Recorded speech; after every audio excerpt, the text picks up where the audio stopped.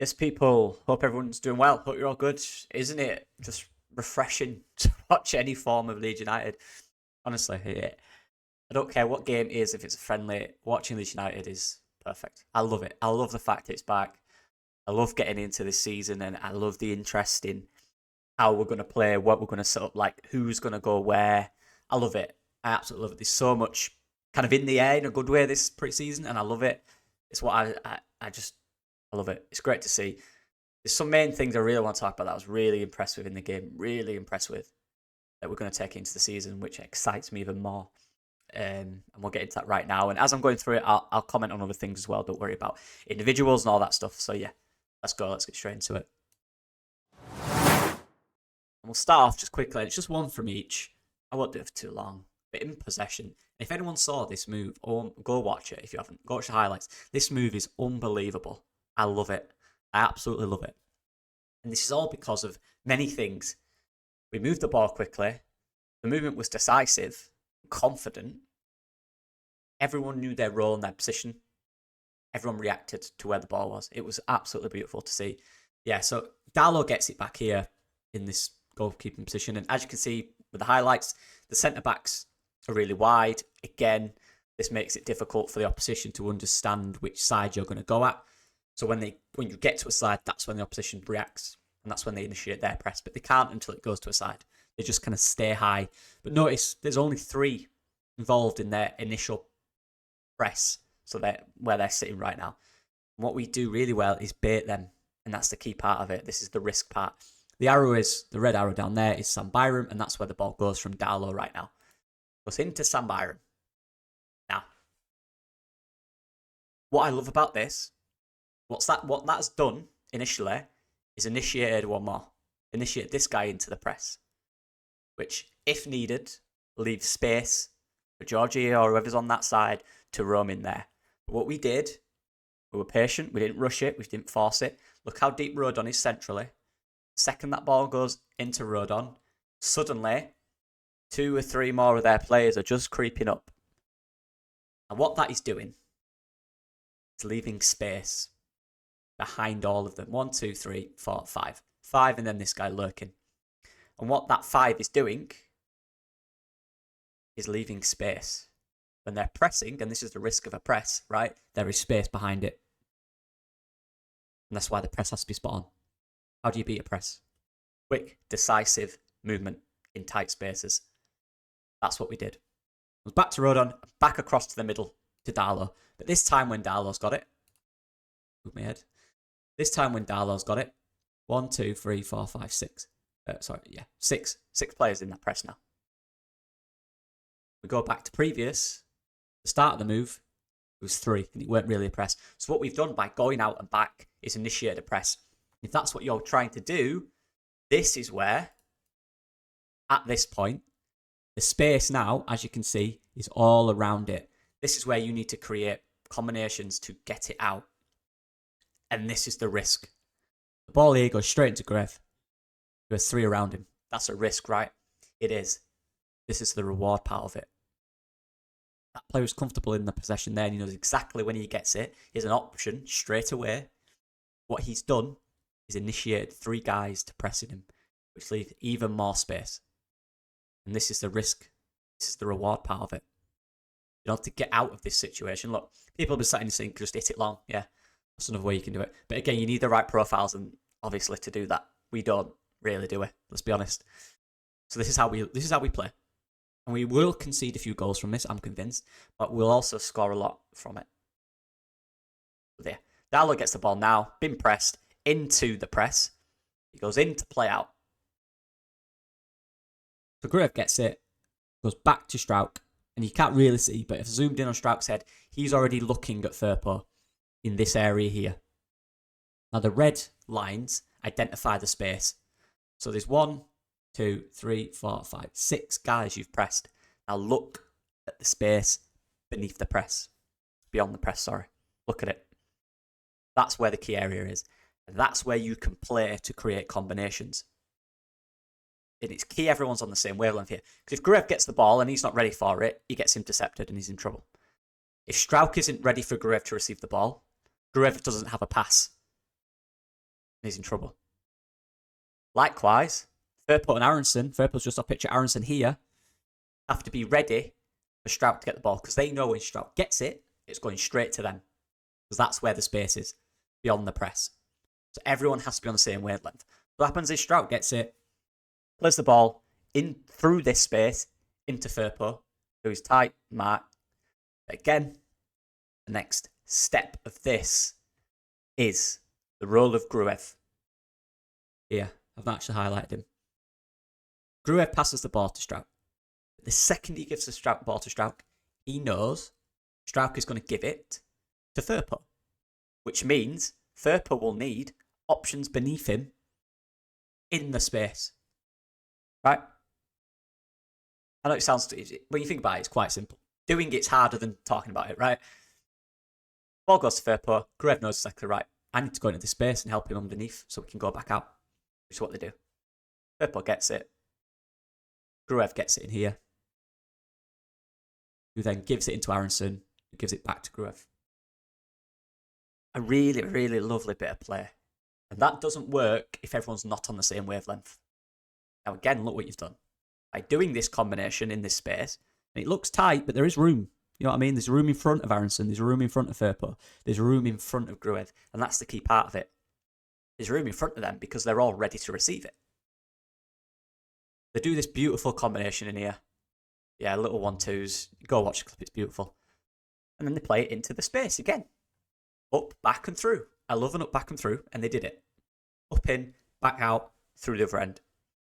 They did that up to Firpo, back to Gruev, another 1-2 in there, but whatever. And through the lines into Pirro, who is ready to receive. Remember this position here? Look at the space. Little combination into that space. Up, back and through. It's beautiful. Into Pirro's feet. Who quickly, and again, this is the thing that I've talked about, everyone on the same wavelength. The second Joel Pirro gets it, Aronson, who was in that initial combination here, by the way, he's already on his bike. He knows exactly where he needs to be. He knows Pirro's going to get it, and I'm going to go beyond him. That's exactly what happens. Aronson drives with it, cuts inside. It's Aronson there. And look at the numbers. Now, I highlighted these guys with the red arrows because these were all involved in this initial build-up. There's Aronson, there's Firpo, there's Strout, there's Ampadu, there's Gruev, there's Pirro. Then look, so that's in the defensive third. 4 or 5 seconds later, in the final third, they're all part of the move. And what you've done is, you've engaged them into these players. So now what you've got is George just lurking. Sam Byron pushing up. Ampadu pushing up. And then move breaks down because Aronson's pass isn't great. Look at Firpo. Understanding his roles, getting beyond. That's the key part of it for me. Everyone's on the same wavelength. Every single person. And this is something you have to continue to work on because you'll come up against opposition who try different things and you've got to give answers. The press might be better, right? More aggressive. They might sit back. They might press differently. Different numbers in different positions. Different formations. But this is a good sign. The times it didn't work. There's times where it was too square, too hesitant. It wasn't perfect, let me clarify. It really wasn't. But it was lovely. When it comes off, it's brilliant. And we're going to kill teams doing this. So I was very impressed. And then the press, just really quick. Like, another side of it, how good was the press, people? It was so aggressive. And this relies on the same thing. This relies on being on the same wavelength. And what we do here, and love this, right? So what we've done is we've pushed high up. This isn't necessarily an aggressive press. This is more just we're being really compact and tight in the middle. If you're tight in the middle and Pirro cuts that pass off to the fullback, you're forcing them down this area where the light is. You're forcing them. The second they've gone this way, which you've set up, because there's no way through the middle, because you've been ultra aggressive. They're the two deep sitters, by the way, Ampadu and Gruev. You've compacted the middle. There's no option. There's no option outside. The only option is funnel it down one side. And the second that gets funneled, that's the trigger to press. And everyone has to be on the same wavelength, because if you're not, you're in trouble. But they were. And we got to go from it, and we should have got more. So goalkeeper, we do that. Tick, tick, tick. Goes to the goalkeeper. Hits it down this side. The second he does that, look how ready we are to press. It's beautiful to see. I'll move my head. Look how ready we are to press. Rodon again. I talked about the scars of Bielsa. No, it's not the scars. It was brilliant. I just remember Harry Kane dropping into left back and what was it, Laurent Orcott following him.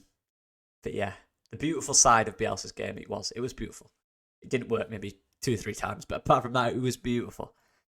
And that's Joe Rodon following the striker, following him. The aggressive press, they're following him. It's man for man. Anyone that gets added to the press is man for man. So they're man for man. Graves tracking him. No room centrally. Nonto's smart play from Nonto here. He realised that Sam Barryman's wide. He's got this area. He's got this area. So I'll just cover the middle because we need another one in the middle. Any free balls in this area are mine. How aggressive it is. We funneled them into this area and we've backed ourselves. Without how aggressive we've been. We've backed ourselves. That's exactly what we wanted them to do. And how many times did we do it? We did it about 7 or 8 times where we did this exact thing and won the ball high up. That a voice break then. And won the ball high up. Honestly, people, it's all of a press. When it works, it's great. There's times to do it and there's times to not. This was one. When you're in a position to funnel them down one side, second that ball goes down that side, that's the press. Go. And look how set up you are here. There's no way out for him. Try, play it, Graves ready. And there's one thing about a press, and if my coaches from uni are watching this, they'll love this, but it's 1 meter mentality or something like that. So most pressers, they run to the guy and they slow down in front of him. That's not press. You go through him. Don't stop. You're pressing, you're being aggressive. You don't stop. You're getting that ball. That's the thing of a press. If you're half thinking about it and you go up to him and slow down in front of him, no, that's not press. And it's exactly what Gruev and Rodon are doing in this position. Gruev through. That ball's there, I'm getting it. I'm anticipating that. And look at the numbers now we have in attacking positions.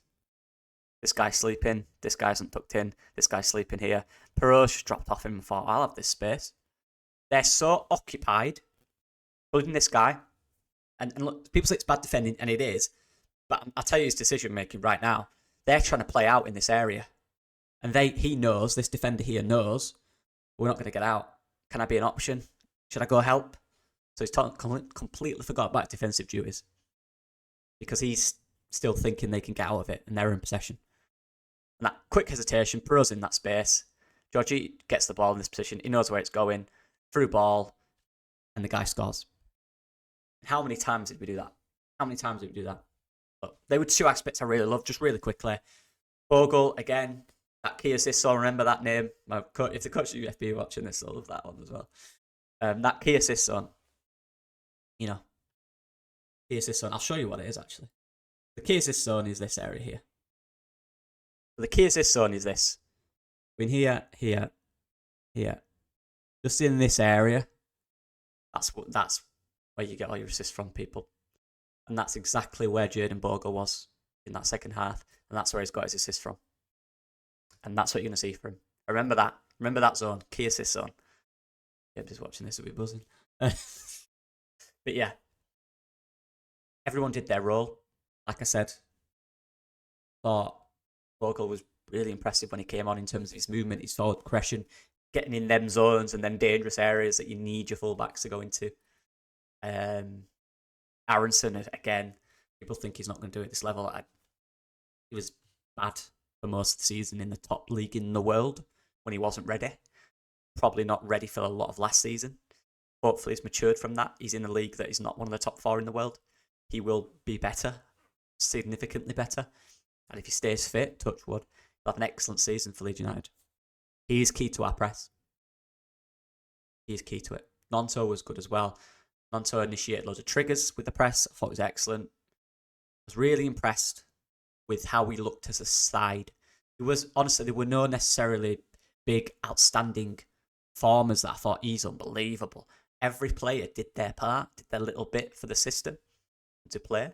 But they had that individual quality. They had that flair as well that you want to keep in players. That's the thing. I hate that in football. It's part of it. I get it. I understand it. But I love individual players and players that can take a guy on 1v1 and do some skill. Georgie did moments where he did that. Somerville when he came on, Nonto, Bogle, we still had that, but we were also structured. And it's really good to see. Of course, we'll play better opposition, and of course, teams will change how they play, and we have to adapt to that. But honestly, overall, I was very impressive. There's still improvements. This pre-season is about identifying what you did well and what you didn't, obviously. But it's about working on what you're planning to do for the season, right? And for that, it's fitness, the way you play, the formations, everything. That's what pre-season's for.